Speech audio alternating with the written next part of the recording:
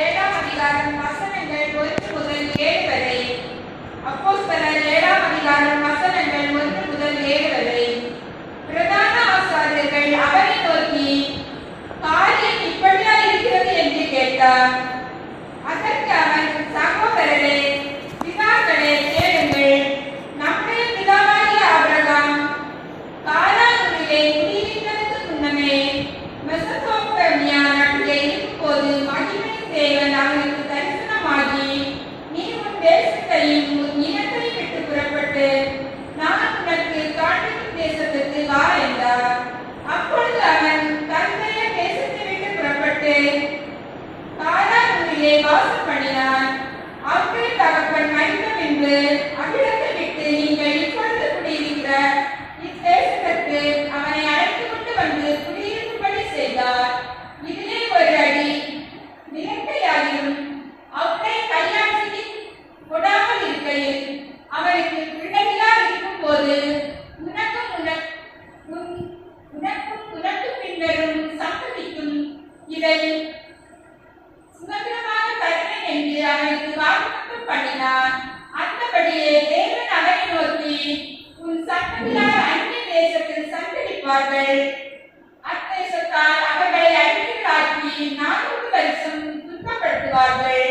அவர்களை அடிமைப்படுத்தும் ஜனத்தையோ நான் ஆக்கினைக்கு உட்படுத்துவேன். அதற்கு பின்பு அவர்கள் புறப்பட்டு வந்து இவ்விடத்திலே எனக்கு ஆராதனை செய்வார்கள் என்றார் என்பதை வாசிக்கும்படியாக கொடுக்கப்பட்ட திருமறை பகுதி வாசித்து முடித்தால் கிறிஸ்துவை நமக்கு மகிமை உண்டாவதாக. இந்த வாரத்தில் நமக்கு திருவிருந்த ஆராதனை இருக்கிறபடியினாலே நாம் ஆயத்தமாக வரும்படியாக நான் கேட்கிறேன். நாம் எழுந்திருந்து நம்முடைய அர்ப்பணி கீதங்களே 323ஆம் பாடலிலே ஒரு அடியை பாடி திருவார்த்தைக்கு நேராக கடந்து போகலாம்.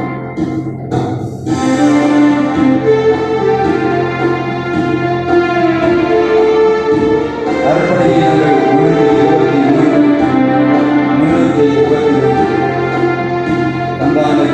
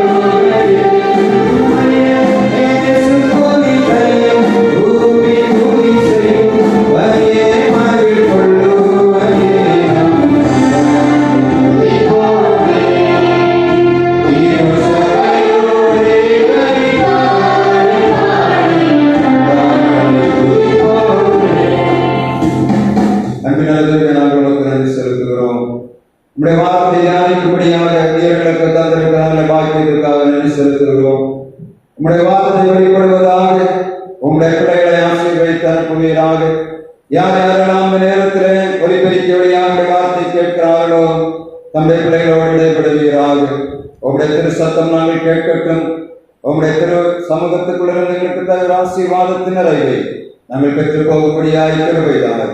உம்முடைய தயவுள்ள கரத்திலே எங்களை தருகிறோம். இறைவனை கிறிஸ்து நாமத்தில் ஜெபிக்கிறோம் எங்கள் ஜீவனுள்ள நல்ல பிதாவே, ஆமென். நாம் அமரலாம்.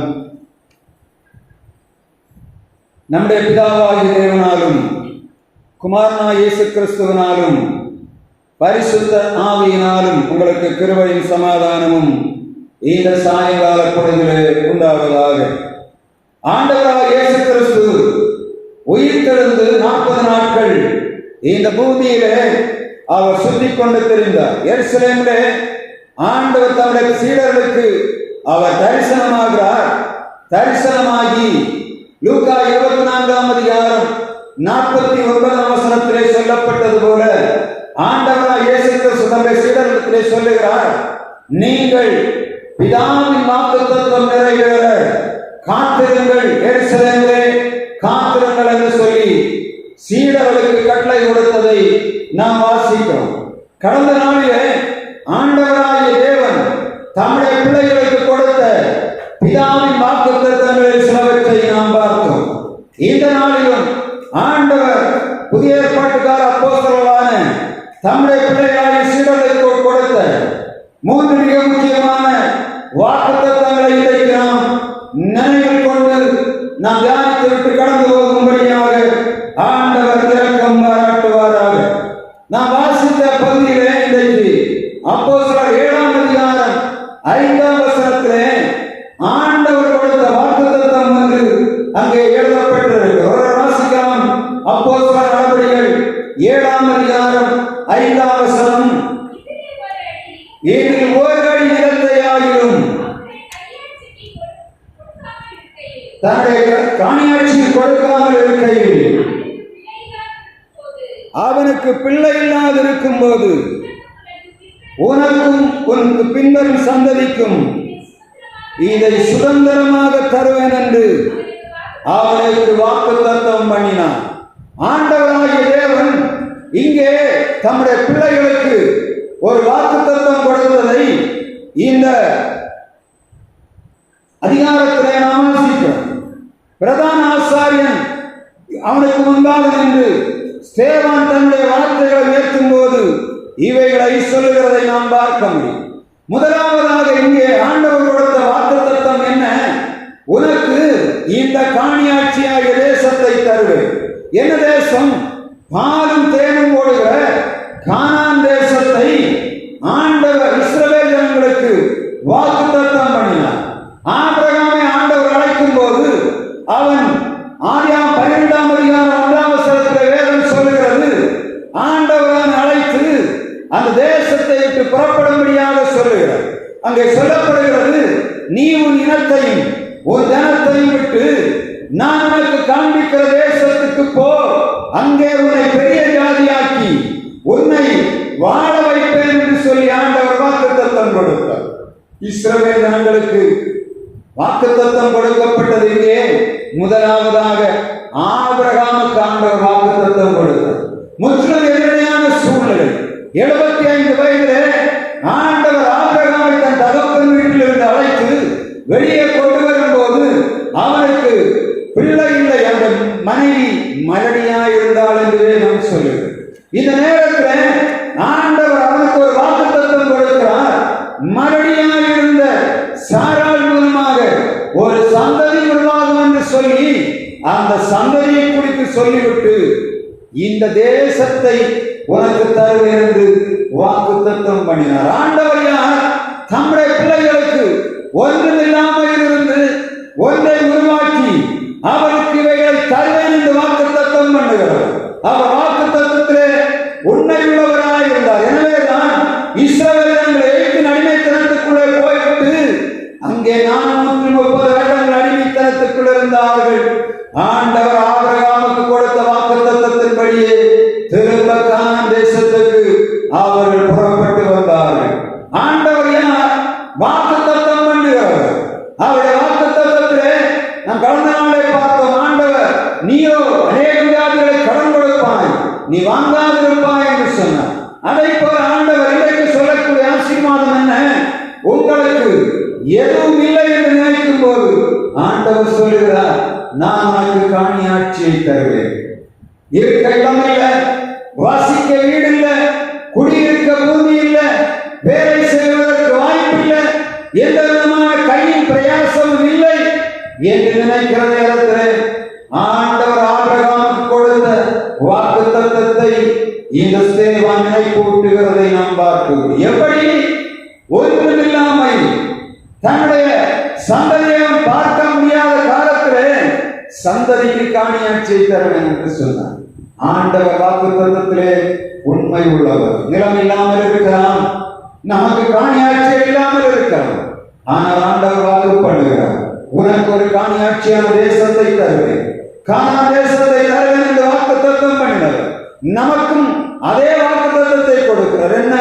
யோவான் 14:2 சொல்லப்படுகிறது, நான் போய் உங்களுக்காக ஒரு சரத்தை ஆயத்தம் பண்ண போகிறேன், நான் போய் உங்களுக்காக சரத்தை ஆயத்தம் பண்ணின பின்பு நான் இருக்கிற இடத்திலே நீங்களும் இருக்கும்படி நான் மறுபடியும் உங்களை சேர்த்துக் கொள்ள வேண்டும் என்று சொன்ன ஆண்டவர் நமக்கு இப்பொழுது கண்களுக்கு முன்பாக ஒன்றுமே இல்லை. உலகத்தில் வாழ்வதற்கே காணியாட்சி இல்லாமல் இருக்கும்போது ஆண்டவருடைய வார்த்தை சொல்கிறது, உலகத்தில் மாத்திரமல்ல, உங்களுக்காக பரலோகத்திலே ஒரு காணியாட்சியை ஆண்டவர் உருவாக்கி கொண்டிருக்கிறார் என்று ஆண்டவர் வாக்குத்தத்தம் பண்ணியிருக்கிறார். இயேசுவை கொண்டு ஆண்டவர் நமக்கு ஒரு நல்ல தேசத்தை ஆண்டவர் வாக்குத்தத்தம் பண்ணியிருக்கிறார். இரண்டாவதாக அப்போஸ்தலர் 2:33 ஒரு வாசிக்கலாம். அப்போஸ்தலர் 2:33 உயர்த்தப்பட்டு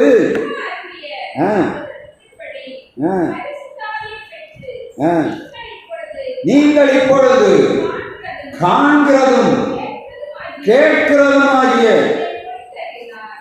இதை பொழித்தருகிறார். எதை ஆண்டவர் தம்முடைய பிள்ளைகளாகிய சீடர்கள் மேல் வீட்டறையிலே காத்திருந்த போது ஆண்டவர் அவர்களுக்கு கொடுத்த காரியம் என்ன? பரிசுத்த ஆவியை கொடுத்ததாக வேதம் சொல்லுகிறது. பரிசுத்த ஆவி பெறாமல் ஒரு மனிதனும் ஆண்டவருடைய சித்தம் செய்ய முடியாது. பரிசுத்த ஆவி இல்லாமல் திருச்சபையிலே வளர்ச்சியை பார்க்க முடியாது. பரிசுத்த ஆவி இல்லாமல் ஆண்டவருடைய வல்லமை ஒரு இடத்திலே வெளிப்பட முடியாது. திருச்சபைகள் இன்றைக்கு செயலிழந்து கிடக்கிறது. திருச்சபைகள் ஆண்டவருடைய மகிமையை இழந்து போய் கிடக்கிறது. காரணம் என்ன? பரிசுத்த ஆவியானவர் இல்லாதபடியினாலே திருச்சபைகளிலே எல்லா விதமான குழப்பங்களும் காணப்படுகிறது. பரிசுத்த ஆவி இல்லாதபடியினாலே திருச்சபையிலே வளர்ச்சியை காண முடியவில்லை. ஆண்டவர் சொல்லுகிறார், இயேசு கிறிஸ்து இந்த பூமியிலே 40 நாட்கள் உயிர்த்தெழுந்து சுற்றிக் கொண்டு திரிந்த போது அவர் பரிசுத்த ஆவியை அருளினார். இந்த 2ஆம் அதிகாரம் தொடர்ந்து பார்ப்பேன் என்று சொன்னார். ஆண்டவருடைய வார்த்தை சொல்லுகிறது, 2ஆம் அதிகாரம் 41 ஆண்டவருடைய வார்த்தை சொல்ல, அவருடைய வார்த்தையை சந்தோஷமாக ஏற்றுக்கொண்டவர்கள் அந்த ஒரு நாளிலே 3000 பேர் சேர்த்துக் கொள்ளப்பட்டார்கள். ஒரே ஒரு பிரசங்கம், ஆண்டவராகிய தேவன் மரித்தோர் இயேசுவை எழுப்பினார், அதற்கு நாங்கள் சாட்சிகளாக இருக்கிறோம். நீங்கள் சிலுவையில் அறைந்த இயேசுவை அவர் மரித்தோர் எழுப்பினார் என்று சொல்லி கொடுக்கப்பட்ட ஒரே ஒரு செய்தியின் மூலமாக பரிசுத்த ஆவியின் வல்லமை வெளிப்பட்டபடியினாலே ஒரே நாள் 3000 பேர் திருச்சபையிலே ஆண்டவருடைய திருச்சபைக்குள்ளே அவருடைய ராஜ்யத்துக்குள்ளே சேர்த்துக் கொள்ளப்பட்டார்கள். பரிசுத்த ஆவி இல்லாமல் ஆண்டவர் திருச்சபையானது வளரவே முடியாது. பரிசுத்த ஆவி இல்லாமல் ஒரு திருச்சபையானது எழுந்தாண்டவரை ஊழியம் செய்ய முடியாது. ஆண்டவர் சொல்லுகிறார், இந்த கடைசி நாட்களே நான் மாம்சமான யாவர் மேலும் என் ஆவியை ஊற்றுவேன். உன்னுடைய பிள்ளைகளுடைய குமாரர் தீர்க்க தரிசனம் சொல்லுவார்கள். உன்னுடைய பிள்ளைகள் யாரும் கர்த்தருடைய ஆவியை பெற்று தீர்க்க தரிசனம் சொல்லுவார்கள் என்று கர்த்தருடைய வார்த்தை சொல்லுகிறது. பரிசுத்த ஆவி இந்த கடைசி நாட்களிலே அளவெல்லாம் ஊற்றப்பட முடியாத ஆண்டவர் விரும்புகிறார். திருச்சபையானது ஆண்டவருடைய சமூகத்திலே காத்திருக்க வேண்டும் என்று சொல்லி ஆண்டவர் எதிர்பார்க்கிறார். அவர் வாக்குத்தத்தம் பண்ணியது என்ன? பிதா அருளிய வாக்குத்தத்தமாகிய பரிசுத்த ஆவியை ஆண்டவர் அருளும்படியாக இந்த நாளிலும் சுத்தமுள்ளவராக இருக்கிறார். யாராயிருந்தாலும் அடிய வார்த்தை யாராவது கேட்டுக்கொண்டிருந்தாலும் சரி, வாழ்விலே உங்கள் சரீரத்திலே பலனில்லை, நாங்கள் மேற்கொள்ள முடியவில்லை, எங்கள் திருச்சபை வளரவில்லை, எங்கள் குடும்பத்திலே ஆசீர்வாதம் இல்லை என்று நீங்கள் சொல்வீர்கள் என்று சொன்னார். நீங்க கேட்க வேண்டிய ஒரே கேள்வி, ஆண்டவரே உங்களுடைய பரிசுத்த ஆவி எனக்குள்ளே இருக்கிறீராக, எங்கள் குடும்பத்துக்குள்ளே உங்களுடைய பரிசுத்த ஆவி வேண்டும்.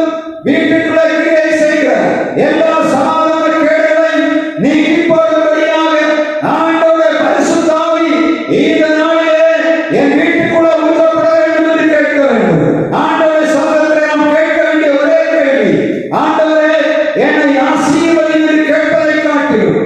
எனக்கு பரிசுத்த ஆவியை தாரும் என்று நாம் கேட்போம் என்று சொன்ன நம்முடைய வாழ்க்கையை ஆண்டவருடைய ஆசீர்வாதம், நம்முடைய குடும்பத்தில் தெய்வீக சமாதானம், அவர் தருகிற வளர்ச்சியும் செழுமையும் ஆண்டவனுக்கு தரும்படியாக இந்த நாளில் பேசிக் கொண்டிருக்கிறார். ஆண்டவர் எவைகளை வாக்குத்தத்தம் பண்ணினார். கர்த்தருடைய வார்த்தை சொல்கிறது, அப்பத்தை கேட்கிற தன் மகனுக்கு ஒருவன் கல்லை கொடுக்க மாட்டான், மீனை கேட்கிற தன்னுடைய மகனுக்கு எவன் பாம்பை கொடுக்க மாட்டான். அதை காட்டிலும் பரிசுத்த ஆவியை ஒரு மனிதன் கேட்டால் அவனுக்கு ஆண்டவர் நிச்சயமாக அருள்வார் என்று வேதம் சொல்கிறது. சரீரத்தை பரிசுத்த ஆவி சுமந்து கொண்டிருக்கிற சகோதரனே, உன்னுடைய வாழ்க்கையை எப்பொழுது பார்த்தாலும் பலவீனம். ஆண்டவர் சொல்லுகிறார், பலப்படுத்துகிற ஆவி பரிசுத்த ஆவிகளை சிதறிக்கும். பலப்படுத்துகிற ஆவி பலவீனங்களை முற்றிலுமாக சிதறடிக்கும். எதை கேட்க வேண்டும்? பரிசுத்த ஆவியை கேட்கும்படியாக ஆண்டவர் கேட்கிறார். பரிசுத்த ஆவி நிறைவை ஆண்டவர் வாக்குத்தத்தம் பண்ணி இருக்கிறார். யாராயிருந்தாலும் அவர்களுக்கு கொடுப்பது நிச்சயம். பரிசுத்த ஆவியை கேட்கிறவர்களுக்கு ஆண்டவர் பரிசுத்த ஆவியை கொடுப்பது நிச்சயம் என்று சொல்லி ஆண்டவர் வாக்குத்தத்தம் பண்ணி இருக்கிறார். மூன்றாவதாக லூக்கா 1:69 ஆண்டவர் அங்கே ஒரு வாக்குத்தத்தம் பண்ணி இருக்கிறது. சகரியா இந்த இடத்திலே குறிப்பிடுகிறதை நாம் பார்க்கிறோம். லூக்கா 1:69 சொல்கிறது, அவர் நம்முடைய வாக்குத்தத்தம் பண்ணின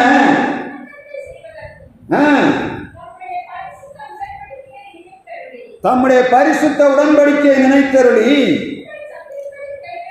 உங்கள் சத்துருக்களின் கையிலிருந்து உங்களை விடுதலையாக்கும் பொருட்டு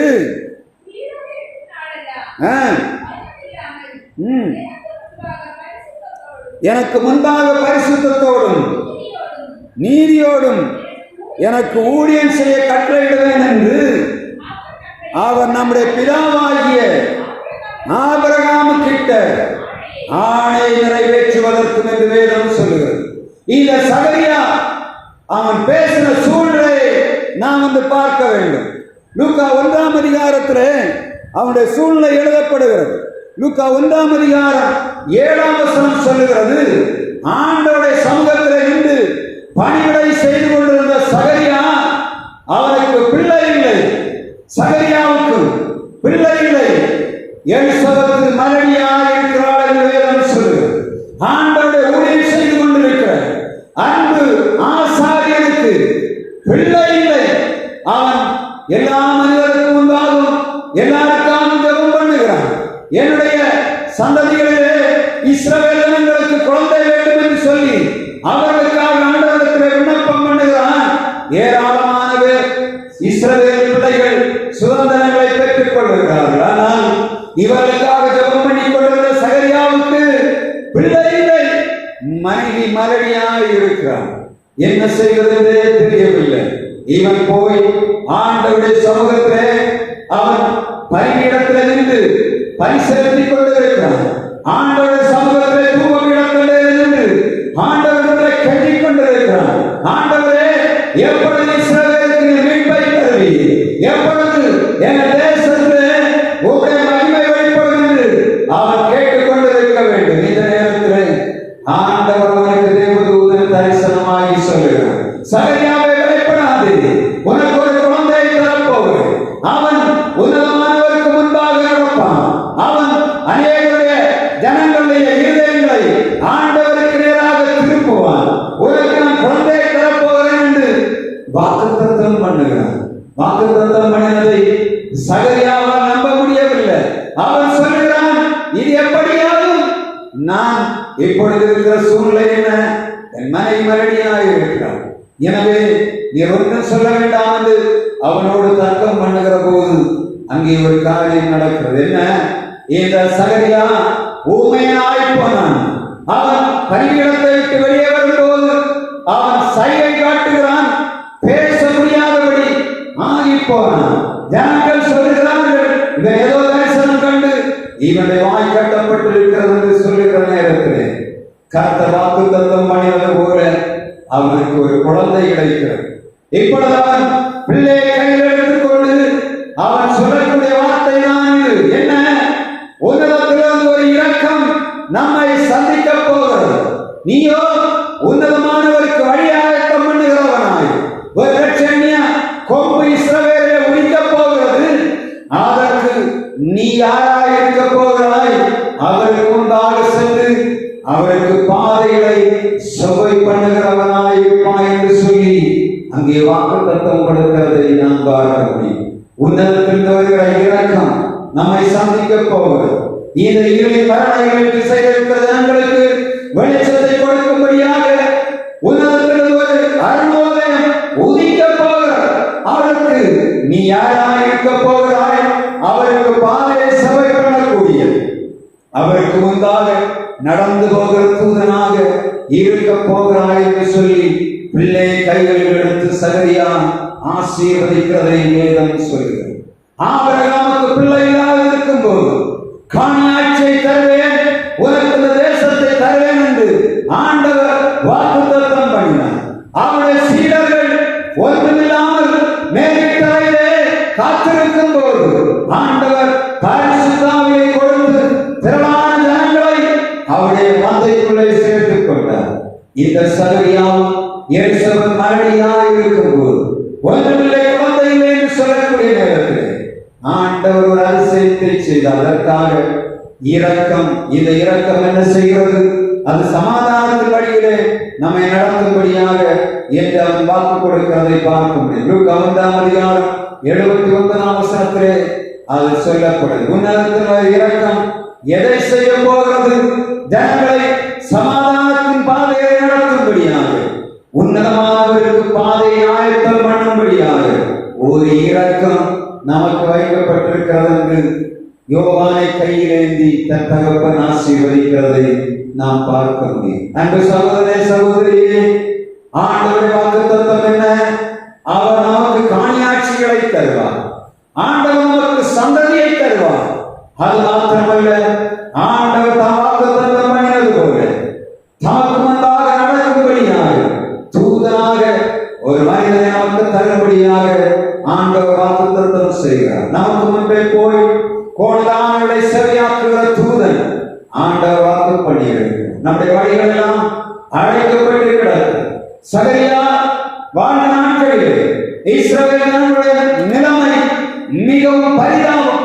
இஸ்ரவேல் ஜனங்கள் அந்த இடத்திலே அடிமைகளாய் கிடக்கிறார்கள்.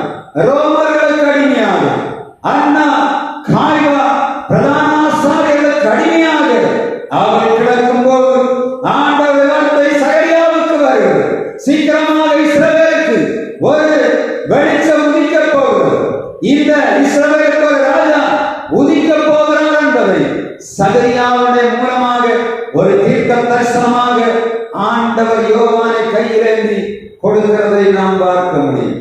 கடந்த வருடம் வரையில் மரணி என்று சொல்லப்பட்ட எலிசபெத் இன்றைக்கு கையிலே குழந்தையை வைத்துக் கொண்டு யோவானும் இந்த எலிசபெத்தும் அவர்கள் சந்தோஷப்படுகிறதை பக்கத்தில் உள்ள ஜனங்கள் எல்லாரும் வந்து சொல்லுகிறார்கள். முதல் வயதிலே எலிசபெத்தையும் இந்த சகரியாவையும் ஆதரிக்கும்படியாக, சந்தோஷப்படுத்தும்படியாக ஒரு குழந்தை பிறந்தது என்று சொல்லி பக்கத்தில் உள்ள ஜனங்கள் எல்லாரும் அவளை வாழ்த்தினார்கள் என்று வேதம் சொல்லுது. கர்த்தர் இவைகளை வாக்குத்தத்தம் பண்ணுகிறார். தம்முடைய பிள்ளைகளுக்கு காணியாட்சியை வாக்குத்தத்தம் பண்ணுகிறார். கர்த்தர் தம்முடைய பிள்ளைகளுக்கு பரிசுத்த ஆவியை வாக்குத்தத்தம் பண்ணுகிறார். கர்த்தர் தம்முடைய பிள்ளைகளுக்கு நல்ல ஈவுகளை வாக்குத்தத்தம் பண்ணுகிறார். அழைத்து போய் கிடக்கிற வழிகளில் எல்லாம் ஆண்டவர் வழி திறப்பேன் என்று சொல்கிறார். இந்த நாளிலும் ஆண்டவருடைய சமூகத்திலே வந்திருக்கிற நாம் ஆண்டவருடைய வார்த்தையை கேட்கிற நாம் கர்த்தருடைய வார்த்தை சொல்லுகிற உலகத்தில் வருகிற ஆண்டவருடைய வாக்குத்தத்தம் நிறைவேறும்படியாக எருசலேமிலே தரித்திருங்கள் என்று சொன்ன ஆண்டவர் யார் யாரெல்லாம் ஆண்டவருடைய திருச்சபையிலே வந்து அவருடைய வார்த்தையை கேட்டு அவருடைய சமூகத்திலே தரித்திருக்கிறார்கள், அவருடைய வாழ்வு அதிசயங்களை சீக்கிரமாய் காணும் என்பதில் எந்த விதமான சந்தேகமும் இல்லை. ரொம்ப நாள் இல்லை, உங்களுக்கு தெரியும் நினைக்கிறேன். இந்த எலிசபெத் கர்ப்பவதியாக இருக்கும்போது மரியாள் வந்து அவளை வாழ்த்துகிறார். 5 மாதங்கள் எலிசபெத் வெளிப்படாமல் இருந்தால் என்று வேதம் சொல்கிறார். மரியாள் வர அதற்கு அடுத்த 6 மாசத்துக்குள்ள யார் கிடைத்தார்? இந்த கன்னிமரியாளுக்கு ஆண்டவர் இயேசு கிறிஸ்து அவருடைய கற்பத்திலே உற்பத்தி ஆகிறதை வேதம் சொல்கிறது.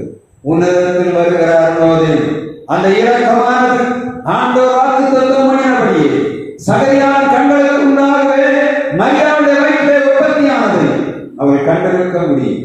இந்த யோவான் அந்த இயேசுவுக்கு வழி ஆயத்தம் பண்ணும்படியாக முன்னேற்பாடாக ஆண்டவர் கொடுத்த வாக்குத்தத்தமாக ஏசாயா தீர்க்கதரிசியை கொண்டு ஆண்டவர் சொல்லுகிறார்.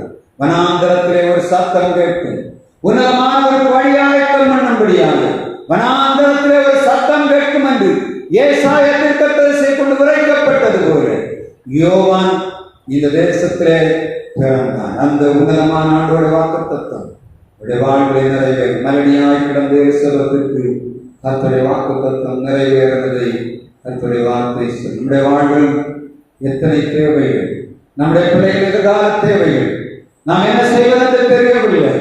ஏதோ ஆண்டவர் நமக்கு சுதந்திரங்களை தந்திருக்கிறார். இனிவர்களை கொண்டு ஆண்டவர் என்ன செய்வார் என்று சொல்லி அநேக கேள்விக்குறிகள் நமக்கு இருக்கிறது. ஆனால் ஆண்டவர் சொல்லுகிறார், பயப்படாதே சிறுமந்தையே, உங்களுக்கு காணியாட்சியை ஆண்டவர் தருவார்.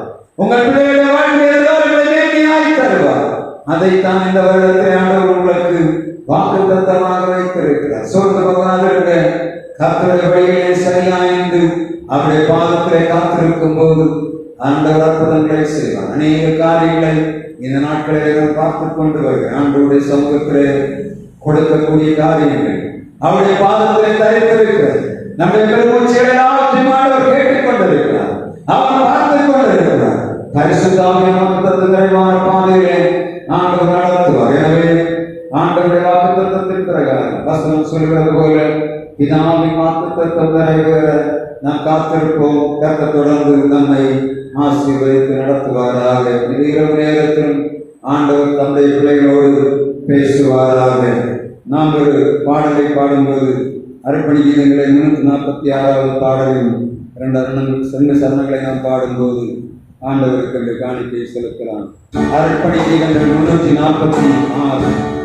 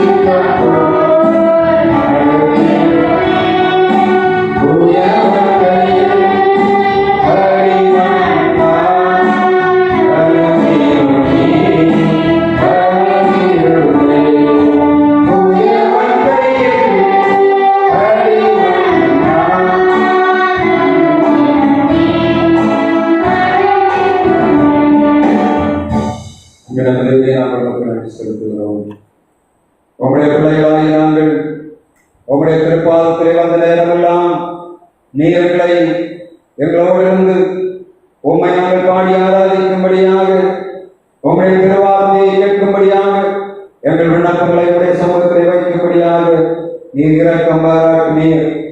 இந்த நாளில் நம்முடைய பிள்ளைகளாய் நாங்கள் உமக்கு கொடுத்த காணிக்கைக்கு அங்கீகரிப்பீராக. ஏராளமான ஆசீர்வாதங்கள் உம்முடைய கையிலே வைக்கப்பட்டிருக்கிறது ஆண்டவரே. உம்முடைய பிள்ளைகள் நாங்கள் உமக்கு கொடுக்கிறதுனாலே நீங்கள் எங்களுக்கு தருகிற ஆசீர்வாதத்தை நிறைவே தருவீராக. கேளுங்கள் தரப்படும் என்று சொன்னீர். விண்ணப்பம் பண்ணுங்கள் நீங்கள் பெற்றுக் கொள்வீர்கள் என்று சொன்னீர். கொடுங்கள் அப்புறம் கொடுக்கப்படும் என்று சொன்னீர் ஆண்டவரே.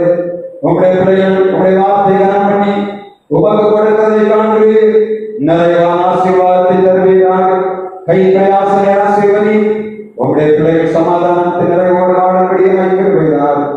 கர்த்தாவே, உம்முடைய கரத்தில் பிள்ளைகளை தாழ்த்துகிறோம். நேரத்தில் வீடுகளுக்குள்ளே போகிறார்களையா, இரவு நேரத்தில் பிள்ளைகளை கூடாரங்களுக்குள்ளே தங்கி இருப்பீராக. உம்முடைய சமாதானத்தினாலே காணப்படுவதாக. இரவு நேரத்தில் சங்காரத்துடன் வீடுகளுக்குள்ளே கடந்து வராதபடி அடிக்கப்பட்ட ஆட்டுக்குட்டிய ரத்தத்தை வாசல்கள் ஒவ்வொரு வீடுகளிலும் இந்த பகுதி முழுவதும் நாங்கள் வைக்கிறோம். உம்முடைய ரத்தத்தை வீடுகளில் நாங்கள் பூசுகிறோம் ஆண்டவரே. உம்முடைய பரிசுத்த ஆவியினால் வீடுகளாய் ஒவ்வொரு வீடுகளையும் ஒப்புக் கொடுக்கிறோம் ஆண்டவரே. உம்முடைய பிள்ளைகள் இரவு நேரங்களில் வார்த்தை சொல்லுகிறது.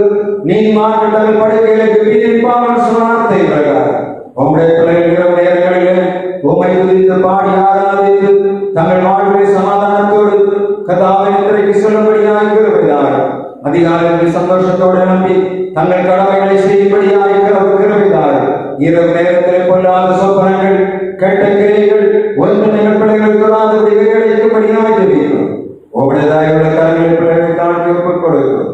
கதாவித நாட்களை வெளிநாடுகளில் வேலை செய்கிற வெளியூரில் வேலை செய்கிற பிள்ளைகளை கண்ணாடி பார்க்கிறார்கள். இந்த பாதுகாப்பை தான் கை பிரயாசங்களை ஆசீர்வாதத்தை நிறைவேற்றான். எங்கள் தேசத்திலே தருகிற கதாவில காலங்களுக்காக செலுத்துகிறோம் ஆண்டவரே. கதாவே, இந்த காலனை மாற்றுங்கள். எங்கள் சரீரங்களுக்கு எந்த விதமான கேடுபாடுகளை உண்டாக்காது. சரியான கிளைமத்தை நிறங்களுக்கு தரும்படியாக ஜெபிக்கிறோம். உங்களுடைய தயவுள்ள கரங்களை தாழ்த்தி ஒப்புக் கொடுக்கிறது. நேரங்களிலே தங்கள் பணியை முடித்து வெளியில் வந்து கொண்டிருக்கிற பிள்ளைகளை கண்ணோக்கிப்பாங்க. இரவு நேரத்தில் சாப்பிடாமல் இப்படியாக ஜெபிக்கிறோம். ஆசீர்வாதத்தை நிறைவுகளாக வைத்து கை பிரயாசனை ஆசீர்வதித்து சத்திரிகளுக்கு கிடைக்கும்படியாக ஜெபிக்கிறோம். அற்புதமான கருத்துக்களை காட்டி ஒப்புக் கொடுக்கிறோம்.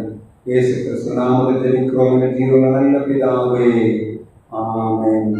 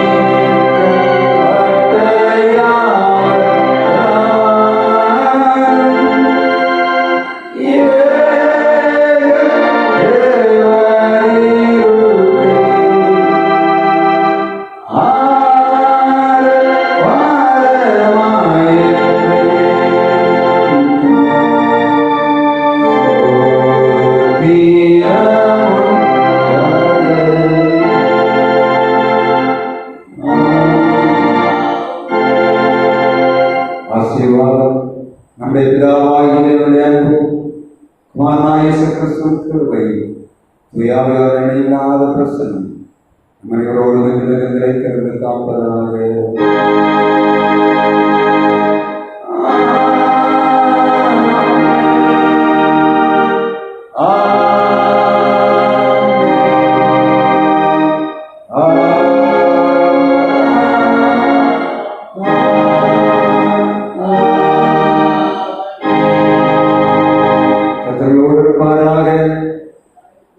சமாதானத்தோடு சென்று வாருங்கள்.